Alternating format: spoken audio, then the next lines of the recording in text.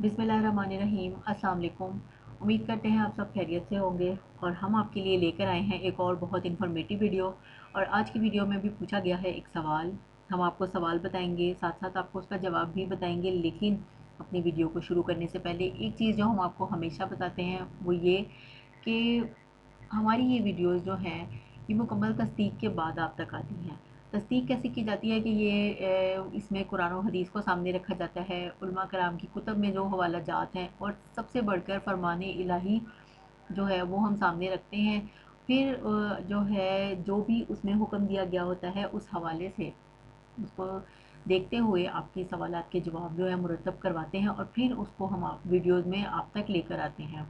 तो इन वीडियोस को ये इन्फॉर्मेशन ज़्यादा से ज़्यादा शेयर किया करें ताकि दूसरे लोगों के साथ अगर ऐसी कुछ मसाइल हैं तो उनको भी मदद मिल सके। तो शुरू करते हैं आज का हमारा टॉपिक जो कि है एडवांस रकम इस्तेमाल करना जायज़ नहीं। इस हवाले से सवाल है, एडवांस यानी जो सिक्योरिटी के पैसे होते हैं जो किराएदार अब मालिक मकान को देता है उसको इस्तेमाल करना जायज़ है। सवाल दोबारा दोहराते हैं कि एडवांस यानी सिक्योरिटी के पैसे जो किराएदारी में मिलते हैं उसको इस्तेमाल करना जायज़ है।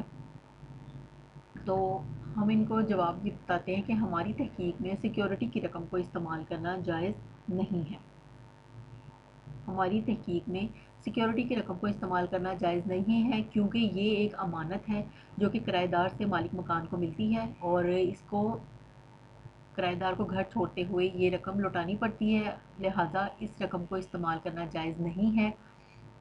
तो हम उम्मीद करते हैं कि इस सवाल का जवाब जो है वो क्लियर हो गया होगा और हम इंशाल्लाह एक और बहुत इन्फॉर्मेटिव वीडियो लेकर हाजिर होंगे। तब तक के लिए हमें इजाज़त दीजिए। अल्लाह।